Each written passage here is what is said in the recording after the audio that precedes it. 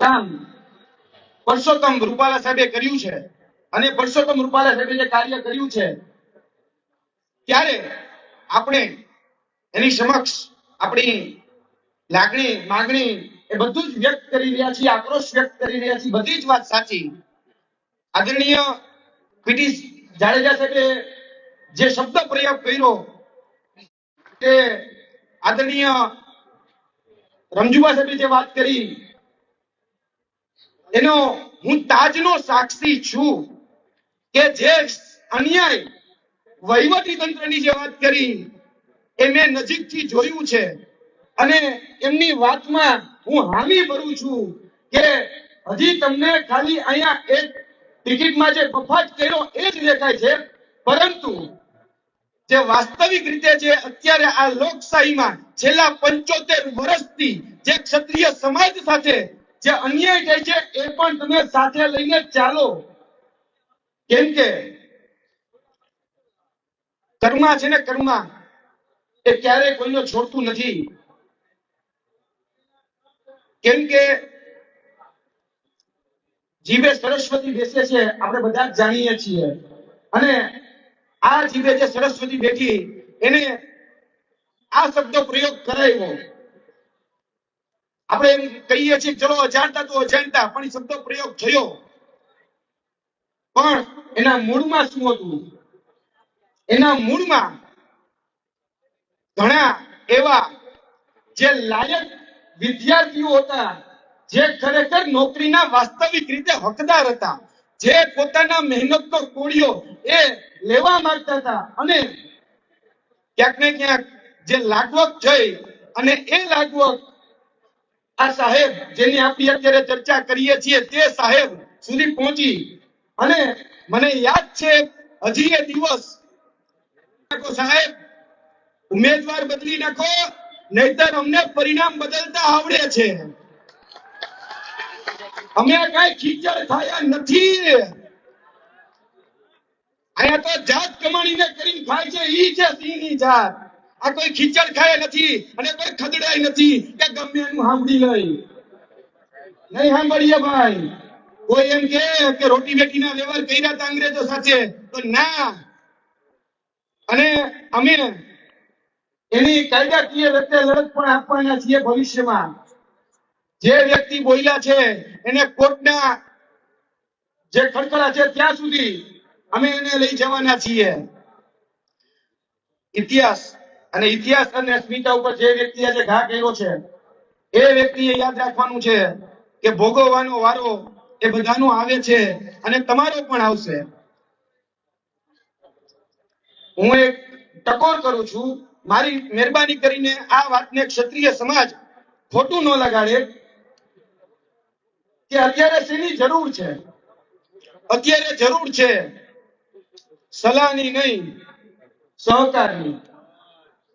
સહકાર આપો, બાકી બધું થઈ જશે.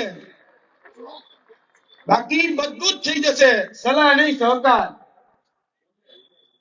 જે બહુ સારી વાર્તા જે આવતી હોય છે ને કે ભાઈ એક ચકલીનું બચ્ચું હતું ને એ દરિયામાં એનો જે માળો હતો એ માળો પડી ગયો ત્યારે એ ચકલીનું બચ્ચું જે છે એ ટૂંકમાં જે ચકલી છે એ ચકલી પાણી ઉલેચતી હતી દરિયામાંથી. તો બધાએ કીધું બીજી જે ચકલીઓ એની સાથે હતી એને કે ભાઈ શું કરે છે? તો કે આ દરિયો ખાલી કરી નાખો, મારા બચ્ચા લઈ ગયા. અને તો કે તું ગાંડી થઈ ગઈ છે. તો કે ભાઈ સલાહ નહીં, સહકાર આપો તેવડો તો બધી જ ચકલીઓ એની સાથે લાગી ગઈ. પછી બધા જ પક્ષીઓ એની સાથે લાગી ગયા. પછી જે પક્ષીનો રાજા છે જે ગરુડ, ઈ પણ એની સાથે લાગી ગયા. અને ગરુડ જે ભગવાનનું વાહન છે વિષ્ણુનું, પછી વિષ્ણુને કીધું કે શું કરો છો આ બધા યાર? તો કે દરિયો ખાલી કરીએ છીએ. તો કે એમ થોડો દરિયો ખાલી થાય? તો કે ભગવાન સલાહ નથી જોતી, સહકાર જોઈએ છે. દેવો હોય તો હાલો. એટલે છેલ્લે ભગવાને આવી ગયા કે ચલો કોઈ વાંધો નહીં. અને અંતે કે સુદર્શન ચક્ર ફેરવું કે દરિયો ખાલી કરો છો. તો દરિયા દેવે દરિયો ખાલી કરી અને એ ચકલીના બચ્ચા એ આપી દીધા. તો અહીંયા જો ટિકિટની વાત હોય તો આપણે એટલું જ કરવાનું છે કે જે મોવડી મંડળ અત્યારે આપણી સામે બેઠું છે બધા જ સમાજના જે પ્રમુખો અત્યારે ઉપસ્થિત છે, તો આપણે કોઈ જગ્યાએ ભારતીય જનતા પાર્ટીના દંડ કે દંડાથી ડરવાની જરૂર નથી. કોઈને જેલમાં મોકલે તો જેલમાં જવાનું હોય તો યાદ રાખજો કે જેલ ભરો આંદોલન કરવું પડે તો પણ અમે બધા તૈયાર છીએ અને ગુજરાતનો એક એક યુવાન તમારી સાથે તૈયાર છે.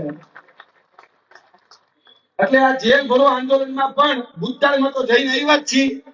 સાબરમતીમાં જઈને આવ્યો, ભાવનગરની જેલમાં જઈને આવ્યો, તોય કશું કઈ કરી નથી શક્યા. ડરાવી શકે, ધમકાવી શકે, એનાથી વધારે કઈ નથી થાય એમ. પણ જે સત્ય છે એના પક્ષે રાખીને ચાલીશું. ચોક્કસપણે મને એવું લાગે છે કે આપણને સફળતા મળશે. હવે બહુ બધું અહીંયાથી બોલાઈ ગયું છે, પણ હવે એટલું માનું છું કે એટલું આપણે સમજવું જોઈએ કે હવે બોલવાનું નહીં, હવે કઈક કરી દેખાડવાનો સમય છે. કેમ કે જે વ્યક્તિ આપણા કુળ અને જે વ્યક્તિ આપણા મૂળ ઉપર ઘા કર્યો હોય તો પછી એના ગોબા ઉપાડી જ લેવાના હોય. આટલી ચર્ચાઓ ન હોય, એમાં ભેગા ભેગા ન થવાનું હોય અને ઉપાડી જ લેવાય. પછી જેની જે પ્રસાદીમાં સમજે એ પ્રસાદીમાં ને જવાબ અપાય. અને લોકશાહી છે ને, તમે બધા જ માનો છો કે લોકશાહી છે, કોઈ વાંધો નહીં. યાદ રાખજો, જો લોકશાહી હોય ને તો લોકશાહીની ઢબે અમને એનો જવાબ દેતા આવડે છે. જે વ્યક્તિ જે ભાષામાં સમજે એને જો વોટની ભાષામાં સમજવું હોય તો પછી એ ગુજરાતની ખાલી એક રાજકોટની સીટ નહીં, પૂરા ગુજરાતની 8 સીટ ઉપર 8 સીટ ઉપર પરિણામ ભોગવવા માટે તૈયાર રહે. એટલે એ રીતે જવાબ દેતા આવડે જ ભાઈ. બહુ બધી વાત થઈ ગઈ છે. હવે હું આગળ કદાચ મને તમને લાગે છે કે તમે પણ ભૂખ્યા થયા છો.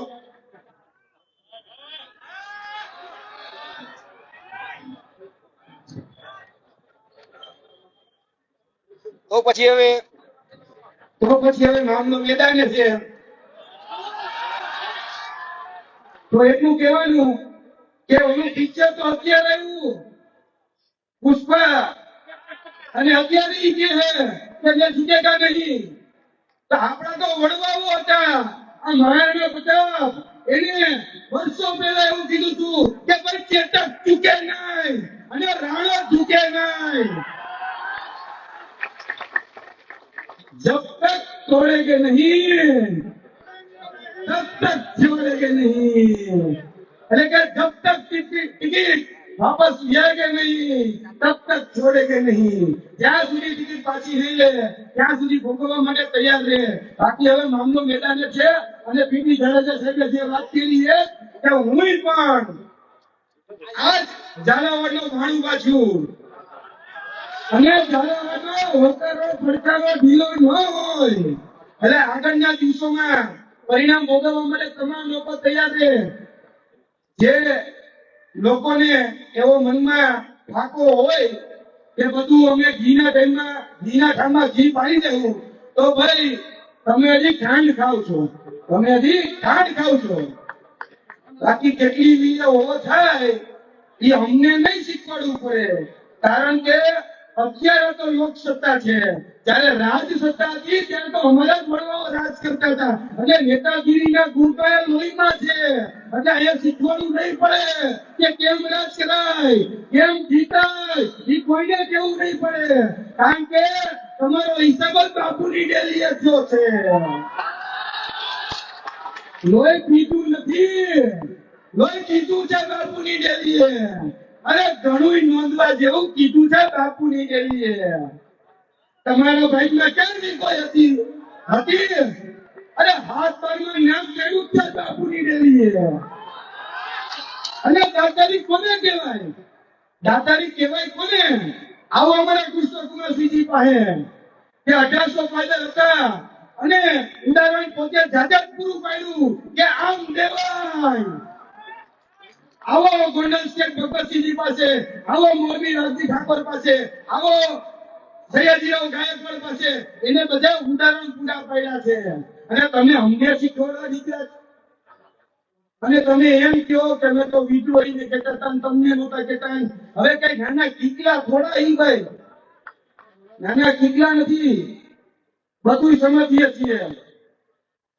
જે ક્ષત્રાણીઓ ઉપર જે અહીંયા બેઠા છે મારા માતા બહેનો, એ માતા બહેનો ઉપર જેને જેલમાં મોકલવાનો પ્રયાસ કર્યો છે, જેની અટકાયત કરવાનો પ્રયાસ કર્યો છે એને યાદ રાખજો કે એની પોતાની છઠ્ઠીનું ધાવણને યાદ કરી દેવાના છીએ.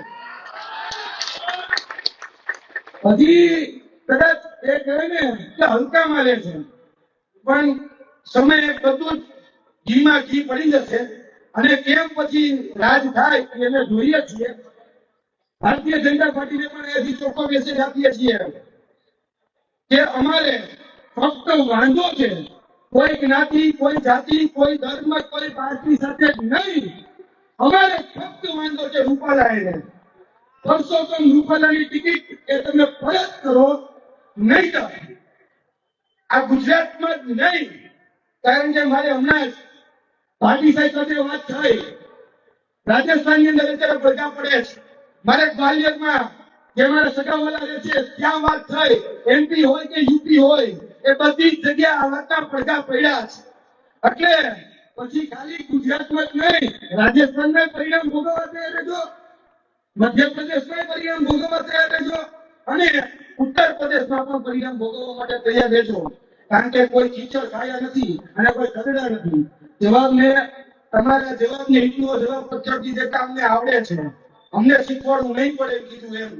અને અમરેલીએ ખૂબ સારું નેતૃત્વ કર્યું છે, ઘણા સારા નેતાઓને આપ્યા છે, ઘણી કમીનવંતી ભૂમિ છે જેને આપણા ગુજરાતના મુખ્યમંત્રી હોય જીવરાજ મહેતાથી લઈ અને ઘણા સારા એવા નેતાઓ આપ્યા છે. કમીનવંતી ભૂમિમાં રાજ્ય સ્ટેટ છે, ઘણા કાઢી નેતાઓ છે, ઘણા આપણો ક્ષત્રિય સમાજ એવો મોટો છે, પણ ખબર નહીં કે આ પુરુષોત્તમભાઈ અમરેલી વાળા નો હાચવા એટલે આપણે રાજકોટમાં વેચ્યા એવો હાચવીને ખાડો જ્યાં નો હાચવા એટલે તો અહીંયા અને ભાઈ ભારતીય જનતા પાર્ટીને કે તમને નેતા ન મળતા હોય તમને અમે ગોતી આપીએ.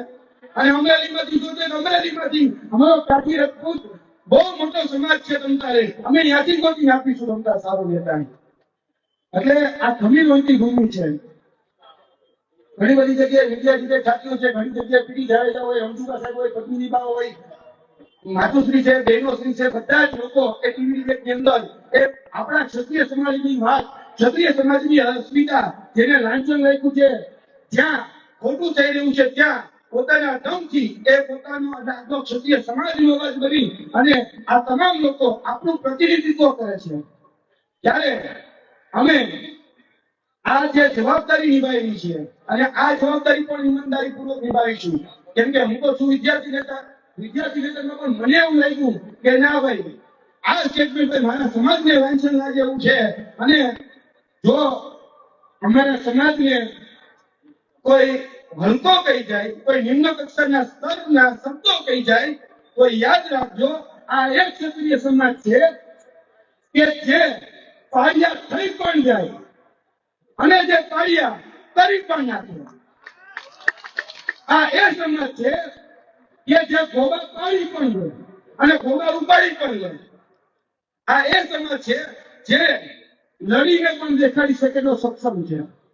અમે તમારી પાસે એટલે ભારતીય જનતા પાર્ટી પાસે કોઈ બીજું કઈ માંગતા જ નથી, ખાલી આટલું જ માંગીએ છીએ. જો તમને ક્ષત્રિય સમાજ વાળો હોય તો પરસોત્તમભાઈની ટિકિટ એ તમે આજ વખતે જતી કરો, અમે ક્યાં વધારે માંગીએ છીએ.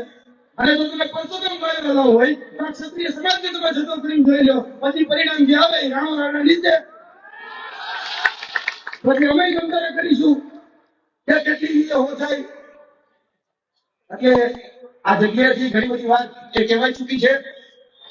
હું ફરીથી કહું છું કે આદરણીય મુરબ્બીઓ બધા જ અહીંયા આપણા સમાજને જે આગળ પેલી હરોળથી લઈ અને છેલ્લા છેવાડા સુધી જે બેઠા છે એ બધાએ અહીંયાથી જે મેસેજ કન્વે થાય, અહીંયાથી આપણને જે માર્ગદર્શન મળે એને આપણે ગુજરાતના છેવાડાના ગામડા સુધી પહોંચાડવાની જવાબદારી આપણી છે.